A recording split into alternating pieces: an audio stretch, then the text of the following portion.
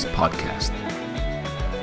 I'm your host, Dr. JP, and today we will talk about losing ourselves, learning to live without a self, with Dr. J. Garfield.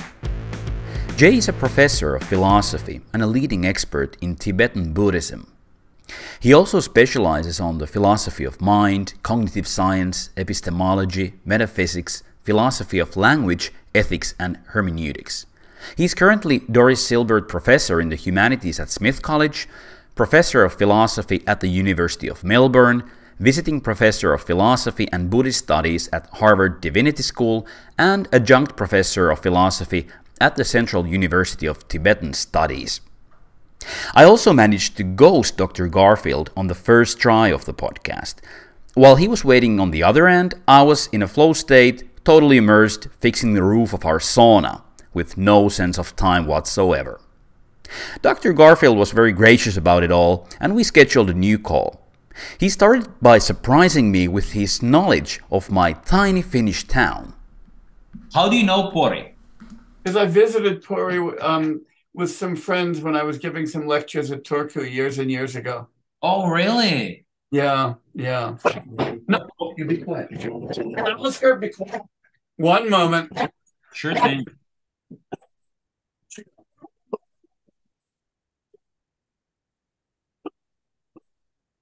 Okay, the dogs have been exiled.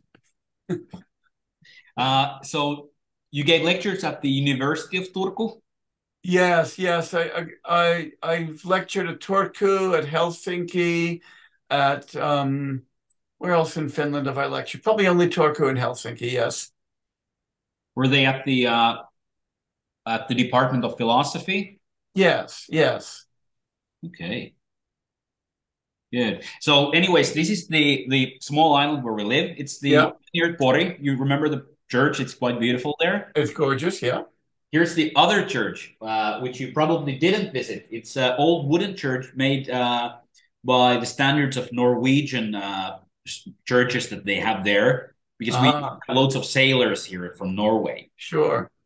It's a small island, about, let's say, 900 people, I think, live here. Wow, looks beautiful. That's wonderful. This is our house, and right here is my office where I'm currently sitting. That's great. How fortunate for you. The reason we're talking here is your new book, Losing Ourselves, Learning to Live Without a Self. But before we go to the book, I would really love to know, how did you originally get into philosophy, even before you got into Buddhist philosophy and what we call Eastern philosophy? Well, that's a fun question, and it illustrates the fact, as far as I can tell, most of what happens to us in our lives is pretty random. So when I went to college, I kind of knew what I wanted to do in the way that young people always know what they want to do. And that is, I wanted to study psychology. And when I began, there was a rule at the college I attended that you couldn't take all of your classes in the same department in your first semester. I thought this was terrible because there were so many good psychology classes, but I had to take one class outside of psychology. And so I did what students used to do back then when we had paper catalogs. I closed my eyes, opened the catalog, and said that I would take the class that my finger landed on, the first class that would fit my schedule. And it was a philosophy class called Philosophy and Values. And it looked terrible. But I told myself I'd made this deal with myself, and I would go through it. And I thought, well, maybe during the add drop period, I could just drop it, pick up a psychology class, and nobody would notice. So I took this class, and it was actually really fun. And then a couple of weeks in, we started reading some work from David Hume, and in particular, his discussion of personal identity that I discuss in this book. And I was blown away. I said to myself, if philosophy can do this, I want to do philosophy. So I majored in philosophy and psychology. I had both majors. And when it was time to do honors, gosh, I felt really torn. Do I do honors in philosophy or in psychology? And I looked, and there was no rule against doing two honors theses. So I did honors in philosophy and psychology, but I thought I'll go to graduate school in psychology. But everybody told me it's really hard to get into graduate school in psychology. You need a backup plan. So I applied to graduate school in psychology and in philosophy. Then I was admitted to both, and I had to make a decision. But the American Philosophical Association back then sent a letter to everybody who was admitted to a PhD program, basically saying, don't go. Don't go. There are no jobs. There are too many philosophers, not enough jobs. Do something else. So I thought, this is great. If I do a PhD in philosophy, I won't get a job. And then I can go back and do a PhD in psychology. But if I do a PhD in psychology, I'll get a job, but I'll never do philosophy again. And that would be terrible. So at least I'll have 5 years doing what I like to do best. So I decided to go to graduate school in philosophy so as not to get a job. Unfortunately, I got a job in philosophy. I never looked back. And that's exactly how I got into philosophy. Oh, wow. So you studied... Oh, you're muted again. I'm unmuting and then... Can't hear you. Okay. Let's try again. Now I've got you. Now I've got you. Yeah. I think it was on my side. Yeah, maybe. I don't know. So did you study under Wilfrid Sellars? I did. I did. I was very privileged to do so. Yeah. So what I found really, really fascinating in your whole approach is that you have this background in analytical philosophy and the currents of philosophy that are usually so far off from what we can call Buddhist psychology, Buddhist philosophy. Mm-hmm. So how did you transfer from that world of influence to what you're currently doing and have been doing for the longest time? Okay, so first let me say that I've never stopped working on Western philosophy as well. Mm. And I continue to work, in fact, in psychology as well. Mm. So I continue to do empirical work, and I continue to work in Western philosophy. And that what I've learned by studying Western philosophy very much informs and inflects my work in Buddhist philosophy and vice versa. I don't see any problem or any inconsistency or any obstacle to working in multiple philosophical traditions. In fact, I think everybody should be doing so. I think that anybody who sticks to a single philosophical tradition, whether it's the Western tradition, the Buddhist tradition, the Chinese tradition, the African tradition, I don't care.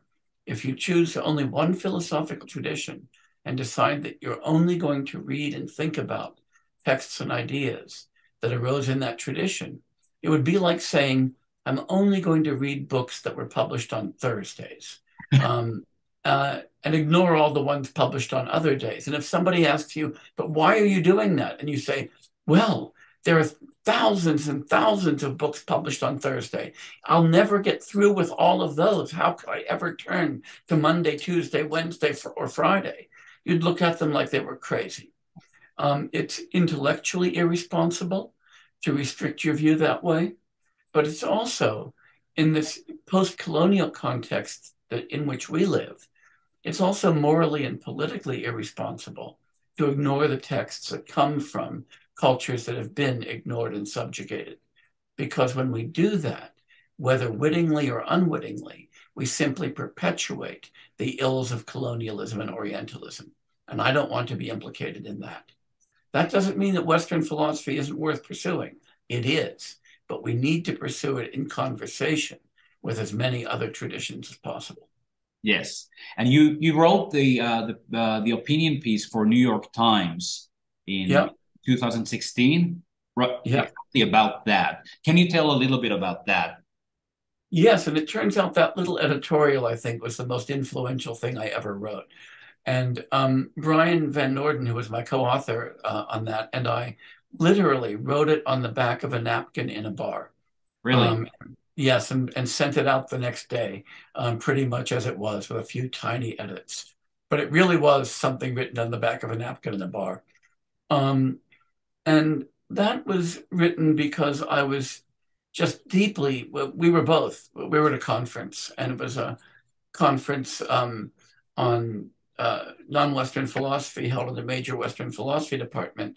And we were really upset that none of the philosophers from that department showed up for the conference.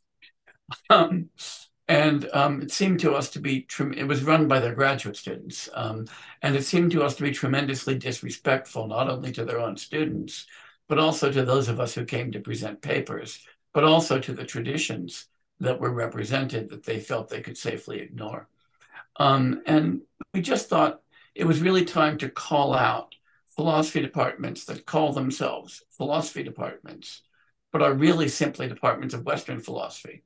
In an earlier version of that we crossed out, what we talked about the idea of philosophy being a subdiscipline of white studies, and figure that nobody wants to be thought about that way. But I really do think that up until that time, and to some degree still, a lot of philosophy departments, not only in North America and Europe, but also tragically in Asia, Africa, South America, are basically subdisciplines of white studies and are systematically ignoring other philosophical traditions. We figured it was time to call that out and to put a stop to it. So that was the editorial. And I will say, even though I said that's one of the most influential things that we ever did, what made it really influential was not the op-ed itself, but the hundreds and hundreds of replies that came afterwards, because many of those were so overtly racist and so abominable in their content that I think that other philosophers looked at that and said, which side am I on? Am I on the side of these people, these horrible racists, or am I on the side of Garfield and Van Norden? And I think that it was that tremendous contrast between what we wrote and the drivel that came back that really woke people up and said, this really isn't the way to go. Okay. So, Losing Ourselves, your latest book. Mm-hmm. Can you tell the origin story of the book? Was it? It's put out by Princeton University Press, and it's pretty much it's an easy read for people who have an interest in psychology and philosophy. Although I did find it demanding at times, and your background as a academic philosopher also shines through, which I think also in a very good way, in the sense that it kind of offers a very, if we can say, a logical argument for the existence or non-existence of the self. Well, I'm very happy to hear you say that it's a reasonably easy read, because that was the hardest part of writing the book. Yeah. So the origin of the book is kind of strange. I had no intention of writing a book like this, and it's my first attempt to write a book for a general audience as opposed to an academic audience. A few years, or about a year before that book, my friend and colleague Evan Thompson published a book on Yale University Press called Why I Am Not a Buddhist. And it's a really good book, and a really interesting book. And again, it's a book aimed at a popular audience in a small format. And shortly after that book came out, I received a call from an editor at Princeton University Press who said, we'd like you to write a reply to that book. And I said, well, I'm not going to write a book called Why I Am a Buddhist. I mean, because A, I'm not, and B, that would be an embarrassing book to write. And he said, no, we don't want you to do that. We want you to take some aspect of Evan's book and just write a reply to that. They said, but we want it to be like Evan's book in the sense that it's going to be small, it's going to be aimed at a public audience, and it's got to still be academically rigorous. The kind of book that an intelligent person would buy at an airport before getting on a flight. And so I thought, okay, there's this chapter in Evan's book called No Self, Not So Fast. I could write a Buddhist reply to that. And I've been teaching this stuff long enough that it should be pretty easy to write a book like this. I was really wrong. It was the most difficult book I've ever written. The first draft came in over twice as long as the word limit the press gave me, because there are three constraints I had to satisfy. One, it had to fit into a very tight word limit. Two, it had to be very clear and accessible to a non-professional audience. And three, I knew that my colleagues, like Evan, but also other people, Dan Zahavi and Galen Strawson and all of the other people I discuss, are going to be looking over my shoulder as I write this. And I can't ignore their work because it's right there on this topic. but I have to address it in a way that is, again, accessible to a popular audience and doesn't bog people down in an intramural journal dispute. And it turns out that satisfying those three constraints together is extremely hard. And this book was rewritten and rewritten and rewritten, and almost always it was to shave words but gain clarity. And that's hard because it's easy to be clear if you allow yourself a lot of words. And it's easy to shave words if you allow yourself a lot of technical terms and references to literature. But it's hard to do all of those. So that was the genesis of the book. I finally got it to the point where the press and I were happy with it. And so now it's out there. My mom thinks that it's way too technical and that I failed to make it publicly accessible. A few people have said to me that, well, it's accessible, but it's really too superficial. But I was trying to balance all of that, and I hope that it works for some people. At least for me, it did. I wouldn't call it too superficial, but I'm not a philosopher by training. I'm a religious studies scholar, and for me, it's really like a kind of a call to arms for an intelligent approach, if I may say so, an intelligent approach to defending the no self thesis or the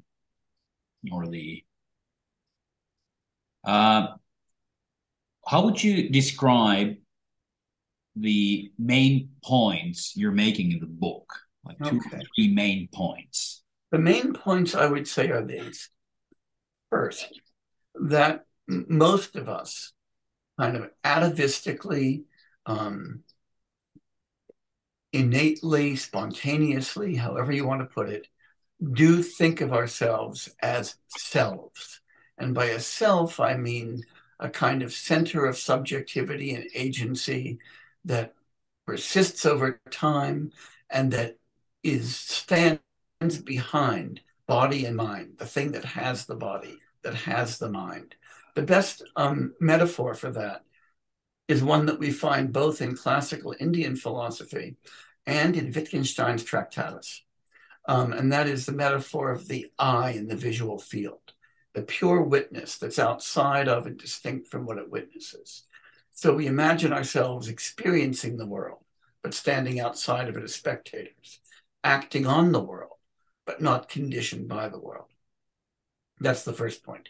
Second point is that view, even though it's natural, even though we may have evolved to have it, is completely wrong and stands as a kind of cognitive illusion.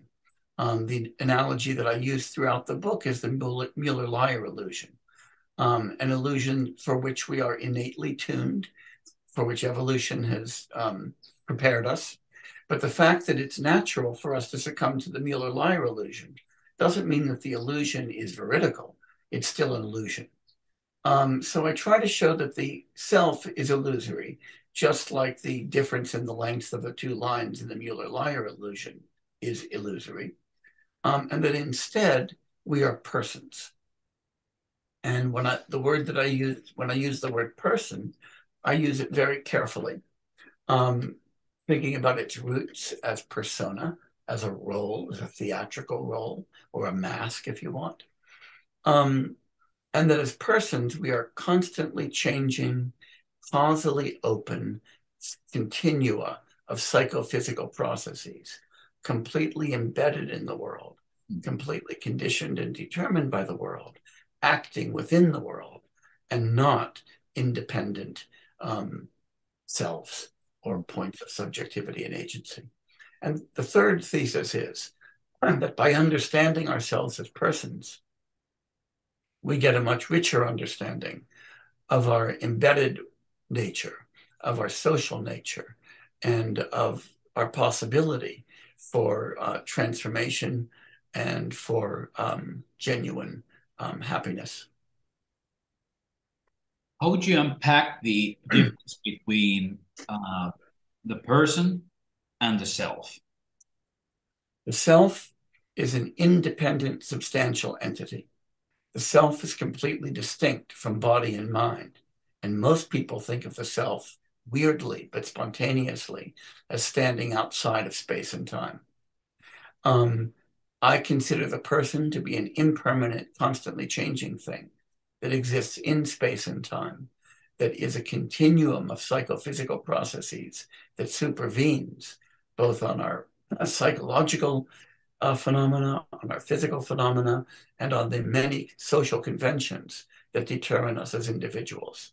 So I see the person as an embedded, embodied, enacted entity rather than a self which stands behind all of that. Mm. And I love the fact that in the book as you frame human beings or being humans as persons, it makes us as human animals kind of spread all over each other, right. Spread all over the natural world, and that's one of the main contributions also in the book, to have the view of being human as, instead of these individual selves, 8 billion centers of the universe, you know, instead of that, seeing this as almost as a web of life or a web of intermeshed organisms.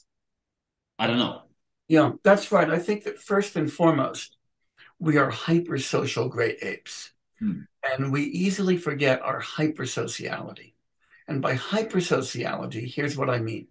It's not just that we've evolved to live in social groups, but we construct the social niches into which we've evolved. We construct societies that in turn produce selection pressures on us that force us to evolve to be more social and to construct more complex societies that make us still more social in a kind of virtuous spiral. So we're not first individuals who kind of roam around by ourselves, meet other beings like us and say, hey, let's make a society. We are first and foremost members of societies who weirdly often think of ourselves as individuals independent of those societies. And so I want to argue that by really taking seriously our existence as persons, we take our hypersociality more seriously. And that allows us both to understand ourselves better, and as you say, our kind of spread out, collective, interactive nature. But it also encourages us to replace reactive emotions, say like pride, with emotions like gratitude. So if I think, gee, I look at something that I've done, maybe writing a book, and I say, wow, I accomplished this, I did this. I think that's a maladaptive way to think. Rather, I want to say, gosh, I can be grateful to all of the people who taught me, all of the people who interact with me, all of the people who helped me publish this book, all of the people like you who invite me on podcasts, and that what I am isn't an individual, but the sum of all of the things that those people did as well. Yes, exactly. And that should lead us, I think, to more positive pro-social attitudes and less egoism.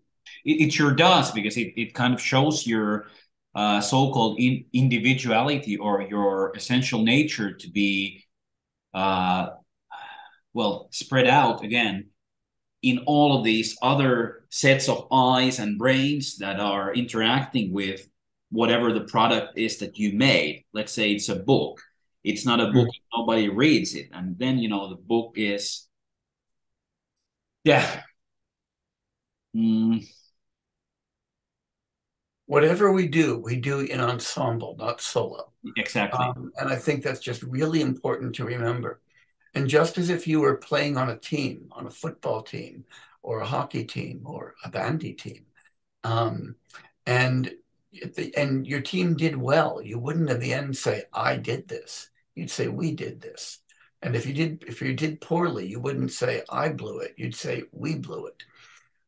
It's really important to recognize that our entire lives are led as members of teams, not as solo individuals.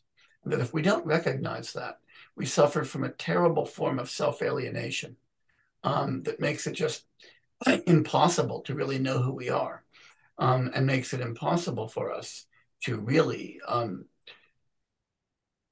think of ourselves as productive members of society. Yeah. Somewhere, either it's in the book or in one of your interviews that I've listened to, you say that the self is more like a committee than an individual. The person is more like a committee. Person is more like a committee. That's right. Exactly. That's right. Yeah. That's right. So let's play the devil's advocate here. What's so wrong about us thinking that we are a self instead of a person? Okay. It's stupid for a bunch of reasons. First, we really think about what that means. And we take ourselves to be subjects, but never objects, beings that are kind of outside of the spatio-temporal world. If somebody asks you, gee, where are you? And I say, I'm outside of space and time. Honestly, that's a reason to lock you up in a mental institution, not to take you seriously. And the self-illusion really does locate us outside of space and time. How does it do that? If I may interrupt, how does it do that? Well, it does that by taking us to experience the spatio-temporal world, but to experience it, as I say, like the eye in the visual field, by being a pure subject. We take all of the objects to be in space and time, but subjectivity to be out of it. And if you take the really powerful form of that view, the view articulated, say, by Kant, we see space and time as things that we actually create. Now, it's really hard to take that seriously. It really is, metaphysically. Or if we think of ourselves, part of the self-illusion is to think of ourselves as Augustinian free actors. That is, to think of ourselves as being able to act on the world without our actions being caused, for them to be transcendentally free. But notice what that means. I have to say that my actions aren't caused by my intentions. That wouldn't be freedom. That would mean that I intend to do something, but I can't do it. Or I do something even though I don't intend to do it. That's not freedom. Moreover, we want our intentions to be caused. We want them to be caused by our beliefs, by our perceptions, by our values. We want those to be caused too.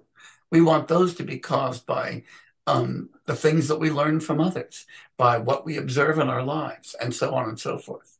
To be uncaused isn't something that looks good. It looks not only crazy, but it deprives us of agency rather than offering us agency. We understand selves as permanent and continuous through time. That means that they don't change, but we all change. I'm much older than I was once, and I'm getting more decrepit. That's good, right? I mean, it means I've lived for a long time. As Joni Mitchell sings, something's lost and something's gained by living every day. And that's a real articulation of our existence as persons, not as selves. Moreover, we think of the self as something that possesses a mind and possesses a body, but isn't identical with it, because we think of our minds and bodies as constantly evolving things in space and time that we observe and that we experience. But honestly, you could try this at home. If you take away your body and you take away your mind, there's nothing left. So for all of these reasons, I think the self-illusion is just simply crazy. Nonetheless, it's natural to succumb to it. And this, again, reminds us that things that are natural aren't always correct. We evolved to live to reproduce and to live long enough to get our children to reproduce. We didn't evolve to be perfect reality detectors. And just as we've evolved for visual illusions, auditory illusions, we've evolved for cognitive illusions. And the self is just one of those cognitive illusions. So what's your take on how does it happen then? How do most people that we ever lay our eyes on succumb to this illusion, this cognitive illusion that we can call the self? The feeling that there is somebody here who's a very particular individual, unlike nobody ever, who's the center of the universe. Yeah. So we don't have that as we were being born, and for the first couple of years, we were kind of free from that. Yeah. So I honestly can't say for sure, and I think that really is a task for evolutionary psychology, not for abstract philosophy. And so I like to avoid just so stories. But being a philosopher, I'm always tempted to them. And I suspect, so this is a suspicion, not a firm belief or an argument. I suspect that, like most of the illusions for which we've evolved, the self-illusion is a spandrel on something useful. So, for instance, the Mueller-Lyer illusion is a spandrel on the edge detection systems that we have, that our visual field has. We're very good at detecting edges and using those to individuate objects and to construct perspective and depth. And because of that, the Mueller-Lyer illusion with the little arrowheads recruits our edge detection system and creates a sense of perspective. And it makes one line look further away and thus smaller from the other line. Now, that's a spandrel. We didn't evolve in order to be tricked by illusions, but we evolved for a quick, simple, dirty way to parse the visual field. And a consequence of that is that it screws up in these weird cases. Similarly, if you take some typical auditory illusions, they turn out to be spandrels on bits of the language system, our ability to listen to the sound, the linguistic sound stream, and the need to parse that in terms of syntactic segmentation. So again, we evolved for language. We didn't evolve for those illusions. Those illusions come along for the ride, like spandrels. Now, my guess is that the self-illusion is probably a spandrel on the proprioceptive and interoceptive systems. So we've certainly evolved to know where our bodies are in space and time. And we've evolved to monitor our inner states, stomach aches, headaches, and things like that, and to respond to them, and to be able to coordinate our physical movements by using our proprioceptive knowledge. And my guess is that that system, the proprioceptive / interoceptive systems, probably have developed a spandrel of kind of location at a point that gives us the sense of being and existing in this kind of point. And I don't know whether that's true. This is just a hypothesis. But every other illusion that I can think of to which we're subject turns out to be a spandrel on something. And so I'm guessing that this is a spandrel on proprioception and interoception. That's interesting. That's really, really interesting. But only a guess. Only a guess. Okay. How does your stance differ from Galen Strawson, who has written extensively about the self and episodic self and the narrative self? And yeah. So how does your stance differ from Galen Strawson's stance? Okay. My stance differs from Galen's in one very simple way. Galen thinks that there is a self and then proceeds to explain what it is. I think that there's no self. And I think that what Galen is doing is articulating the deep structure of an illusion, whereas I'm trying to dispel that illusion.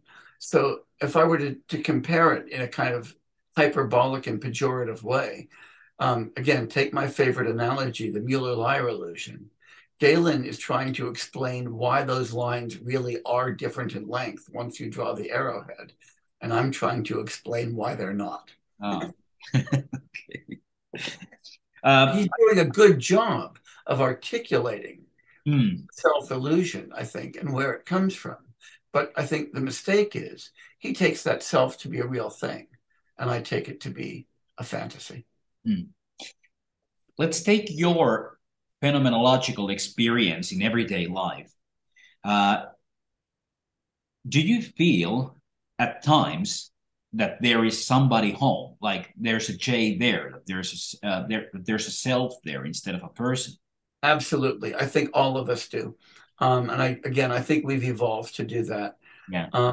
In the Buddhist tradition, there's the claim that prolonged meditative practice can eliminate that sense. And I don't know whether that's true or not.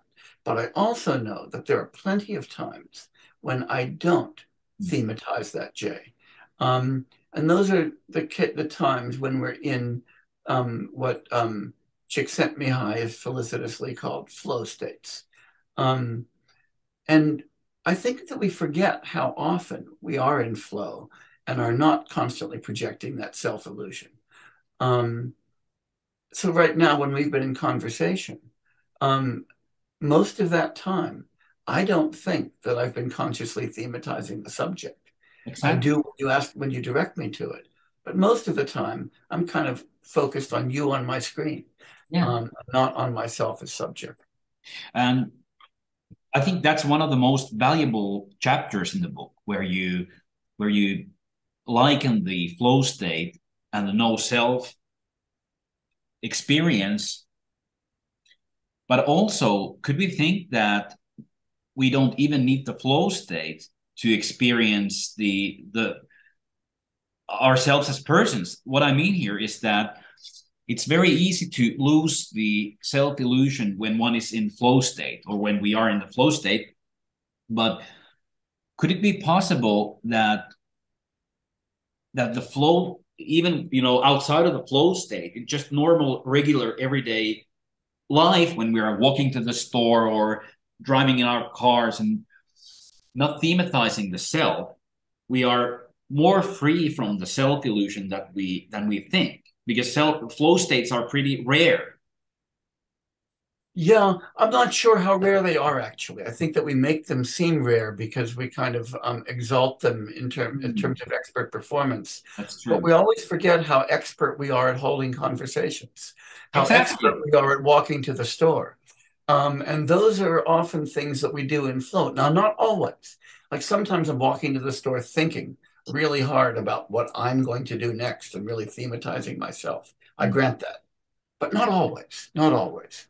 And I think that one of the things that I try to do there is to really open up the idea of expertise, and to point out that while there are some things at which it's really hard to gain expertise, I don't know, neurosurgery, playing a sport at an Olympic level, and so forth, but lots of things at which we gain expertise all the time, like walking, or again, talking with a friend. Or if I'm in the kitchen cooking, I'm often just simply thinking about the meal that I'm preparing, and I'm not present in that. Of course, somebody can interrupt me and say, "So what are you doing right now, Jay?" And all of a sudden, now I thematize myself when I start talking about it. Yeah. So while I do think that the self-illusion is one that structures a lot of our experience, I think that it's useful for us to direct our attention to times when it doesn't structure our experience. Because those are probably the times when we're more attuned to the world rather than less, when we have a more realistic understanding of our existence rather than less, when we're functioning more in harmony with others rather than less. Yeah. And I think what trips most people up who encounter these types of ideas is when I asked you just a while ago, in your phenomenological experience, do you thematize, do you experience the J there? And you said yes. That's what most of us do. But then after that, to approach this phenomenological experience in a philosophical, curious way and see whether everything that we experience in our consciousness is real or not. That's the polarity between having this experience that feels so real to most people and then having this open-ended curiosity about it. I think that this experience trips most of us up because we experience it so strongly and have lived with this very sure sense of a self, 20, 30, 40, 60, 70 years ago. That's right. That's right. And it's also worth recognizing that many of us live in cultures that encourage and even valorize that sense of self and identity. Oh, yes. So if you live in a culture where you're told to learn to be independent, think your own thoughts, stand on your own 2 feet, those are all encouragements to really strengthen that sense of self. And notice how crazy they are. Like if you stand on your own 2 feet, where are you supposed to stand? Are you going to stand on dirt? Do you have to make the dirt too? If you're going to really be independent, you have to not only raise your own food, but create the air that the animals breathe who you're going to be raising. I mean, what is this all about, right? It's this weird fantasy that makes absolutely no sense when we push on it. Yeah, yeah. It's reminds me of a title by of a book by Nathaniel Branden, Six Pillars of Self-Esteem. You know, we're standing on we need these pillars to support something that isn't there. Yep. But of course, we can both see the usefulness of having, you know, strong sense of self-esteem, because then it's easier to I would say shed the self-illusion or be free from the illusion or work with the self-illusion. When we have a strong ego, it's easier to let go a strong ego than a weak ego. At least that's my experience.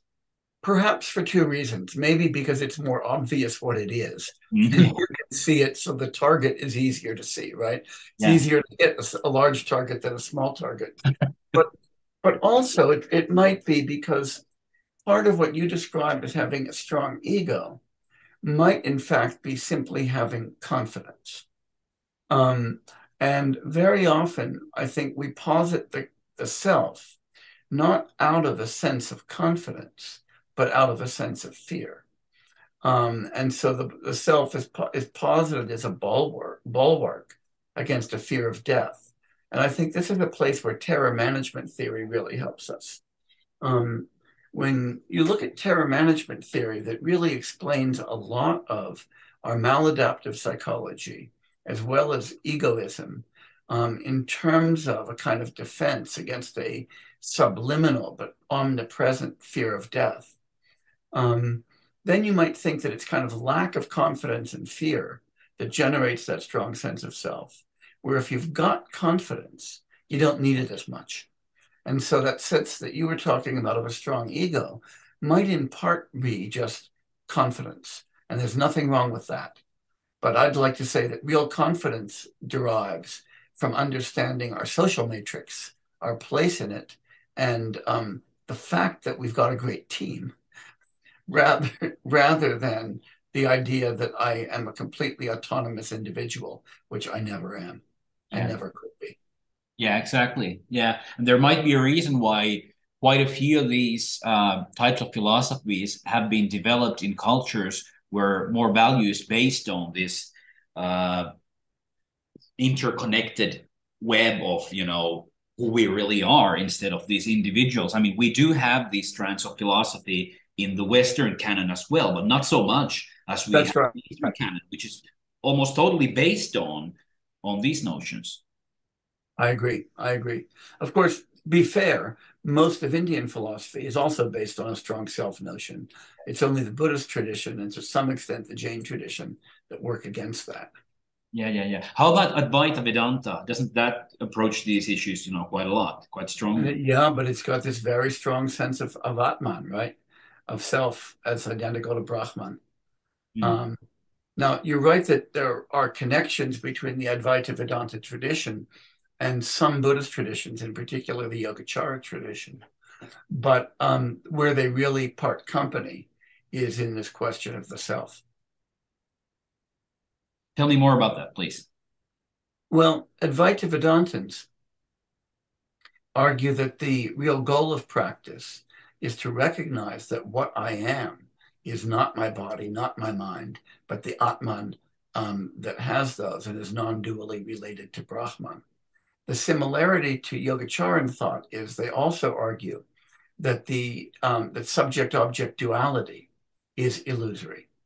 But whereas the Yogacharans go from the illusory nature of subject-object duality to the idea that the subject is as illusory as the object, and that the self is completely non-existent.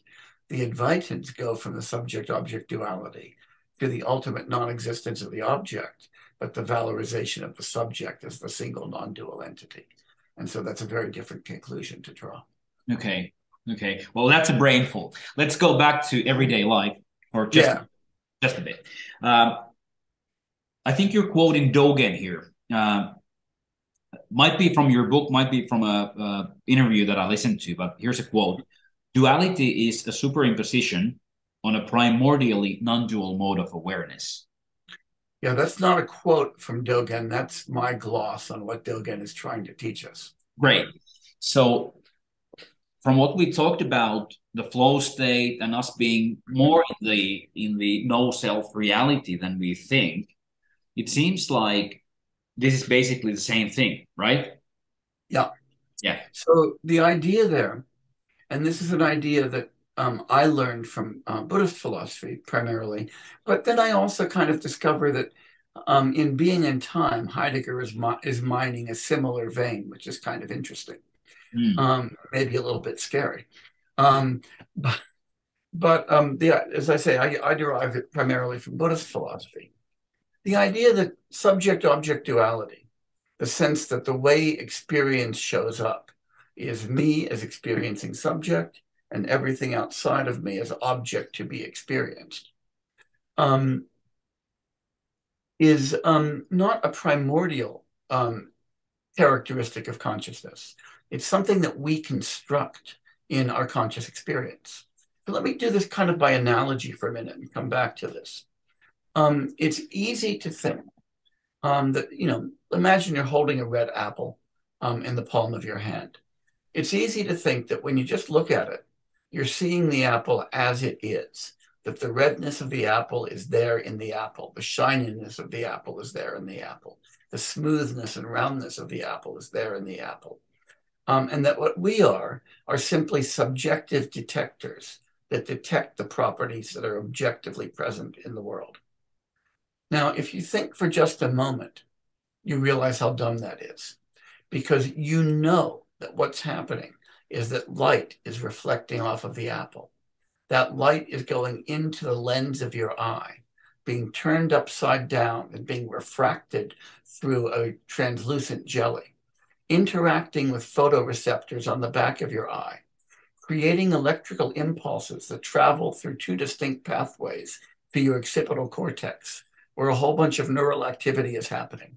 None of that is red and shiny. None of that is round and smooth. The red, shiny, smooth apple is constructed by all of that activity. And we construct all of that activity as something that's experienced outside of us. So the duality of the apple outside and the subjective recording is a construction that makes it possible for us to interpret all of that neural activity as the perfect detection of something outside of us. So the primordial reality here is just a complex causal interaction between something external to our body and something happening internal to our body, a completely non-dual coupling of our visual system with the environment in which it functions. And we experience that as a subject experiencing an object just as it is. That's the superimposition. That's a superimposition on something that's primordially completely unlike that. It's kind of like a heuristic. It sounds like reality for dummies. That's right. That's right. That's what our brain does. It creates reality for dummies. Yeah. And if it didn't, we wouldn't survive. Exactly. But if we don't recognize that that's what we're doing, we really are dummies. That's so true, because here we go to the ethical implications of this thesis that you presented. So how would you describe the ethical implications of okay, here are the ethical implications. Just as we superimpose subject-object duality on our ordinary perception and confuse our constructed experience with things that we've just detected, in our ethical life, we spontaneously think of ourselves as standing at the origin of the moral universe, and other people related to us ethically dependent on their distance from us and the nature of their relation to us. And this is kind of enshrined in microeconomic theory and game theory, and the idea that the rational agent is the agent who maximizes their individual utility while being indifferent to the utility of others. What that does is completely ignore our hypersocial nature and the fact that the only kind of existence we could ever have is existence in a social matrix.